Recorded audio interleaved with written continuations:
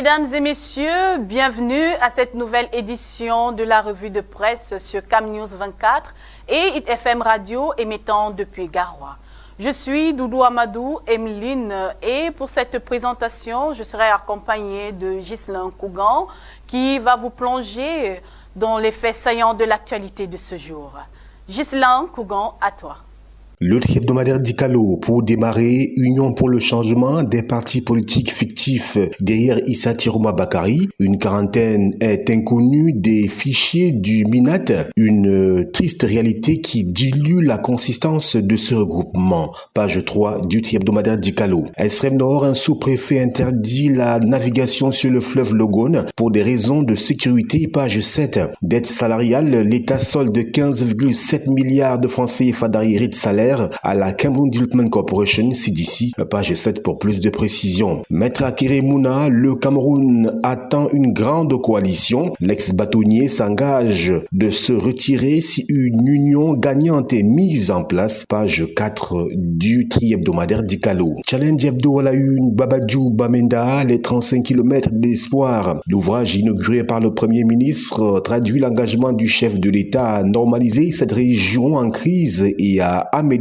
les conditions de vie des populations. C'est ce que nous dit Challenge Hebdo à la page 7 de cette édition. Sûreté nationale, 2244 nouveaux policiers reçoivent leurs épaulettes. Le DGSN a insisté sur la discipline, le professionnalisme et le dévouement comme principe essentiel pour le maintien de la paix. Page 9 de Challenge Hebdo. Bonne gouvernance, 5 communes primées pour la mise en œuvre de leurs projets d'investissement public. C'est à la faveur de la première édition des Awards des communes modèles. Au siège de l'UNDP à Yaoundé, Pierre Flambon Gayab et le ministre Diallo agressés par leurs militants. Pression sur les deux cadres restés au gouvernement en faveur de leur démission. C'est à lire à la page 7 de Challenge Hebdo. Réalité plus, même si l'empreinte dizaines, les Tiroma Bakari ne peuvent rien faire à Paul Biya, nous dit ce journal. Cameroun Tribune a eu une couverture médiatique des élections, recette pour la bonne information, face au risque de manipulation, à la prolifération des fake news et à la montée des discours de haine. Le ministère de la Communication, Elections Cameroun et les représentants des médias se sont retrouvés hier à Yaoundé à l'effet de mettre sur pied les mécanismes d'une présence médiatique efficace et crédible pendant la campagne électorale. À lire les pages spéciales de Cameroun Tribune de la page 7 à la page 10 de ce numéro. Mutation, bipolarité, Bello Bouba et la patate chaude. Des cadres de l'UNDP exigent au candidat de retirer de son équipe de campagne Pierre Flambon Gayap, Nana Baka Diallo, Abba Alim et d'autres personnalités bénéficiaires d'un décret de Paul Biya et toujours en poste, page 7 du quotidien Mutation. Toujours avec Mutation, Villemorta Boya, le maire, celle des boutiques, page 5 pour s'en apercevoir. Kambélé, des exploitants miniers font de la résistance à la page 9 du quotidien Mutation. Le quotidien Émergence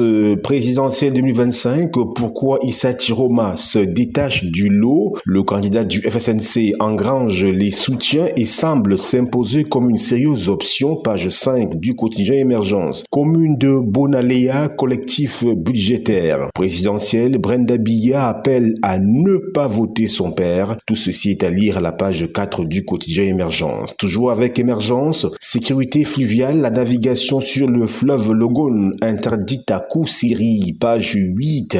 L'info à chaud à la une, élection présidentielle du 12 octobre prochain. Et si Tiroma coalise avec Bello, grosse interrogation, esquisse des réponses à la page 8 du journal L'info à chaud. Marie-Françoise Ewolo fait valoir ses droits à la retraite après 38 années de carrière à la CRTV. Le 13h, sans voix, page 13 du journal L'info à chaud. Le jour, crise anglophone, le Ghost Town cloue les véhicules au sol. Nous dit-on. Ferdinand Paul Enoka, la tragédie du long règne d'un monarque. Le journal L'Indépendant, commune d'Ayos, prime au fer de lance de la nation. 87 bacheliers, toutes séries confondues, ont reçu chacun une bourse de 50 000 francs CFA le 18 septembre dernier au lycée bilingue d'Ayos, une initiative soutenue par le premier magistrat municipal Paul Ndongo Biko, qui traduit en acte la volonté du chef de l'État Paul Biya en cette veille d'élection présidentielle. C'est à lire à la page 2 du journal L'Indépendant. Toujours avec l'Indépendant, présidentielle 2025, l'appel de Maurice Kamto est à lire à la page 3 de ce journal. Le quotidien Le Messager, rachat de Chococam, la fumisterie des frères Ndiaye. Nous fait-on savoir. Info Matin, Valet d'une thème, Ambam, plus de dons du CERAC.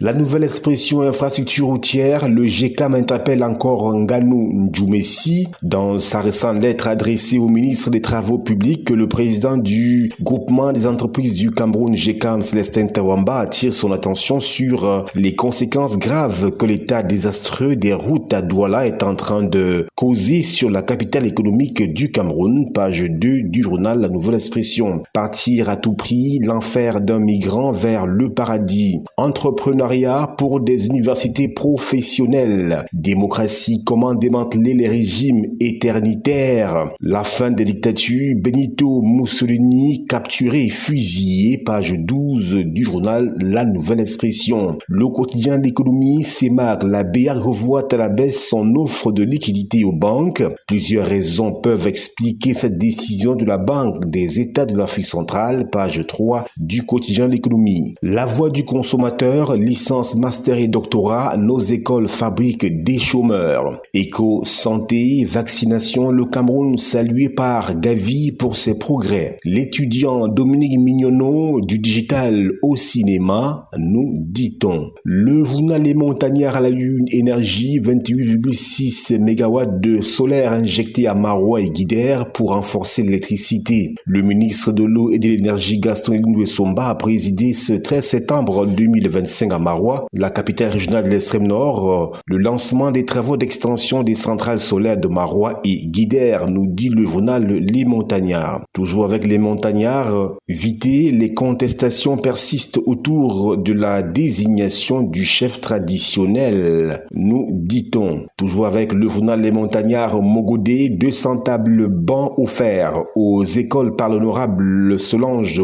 Kwamba. Page 3. L'État récompense les communes les plus performantes dans l'exécution des projets. Le 16 septembre 2025 à Yaoundé, le ministre camerounais de l'économie, Alamine Ousmane Mey, a présidé la première édition des Awards des communes modèles concernant le budget d'investissement public BIP qui récompense les communes les plus performantes dans l'exécution de leurs projets. Page 4 du journal Les Montagnards. Le journal L'Actualité à la une, coopération Cameroun-Chine, un comité interministériel pour assurer la mise en œuvre effective du plan d'action FOCAC 2025-2027. Le journal La Météo, formation en TIC, 400 jeunes filles et femmes rurales de la vallée d'une thème outillée. Le journal Le Citoyen, présidentiel 2025, médias, Mincom et Elecam en concertation le 18 septembre à Yaoundé. Le ministère de la Communication, Elecam et les médias ont échangé sur les bonnes pratiques journalistiques en période électorale. Objectif, garantir une couverture responsable du processus. Page 3 du journal Le Citoyen.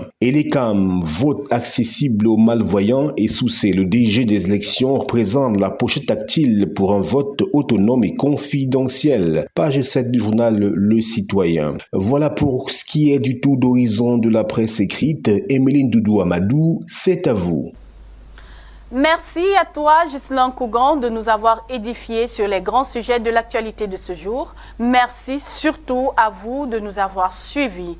Restez en compagnie de nos programmes sur CamNews 24 et Hit FM Radio émettant depuis Garoua. À bientôt.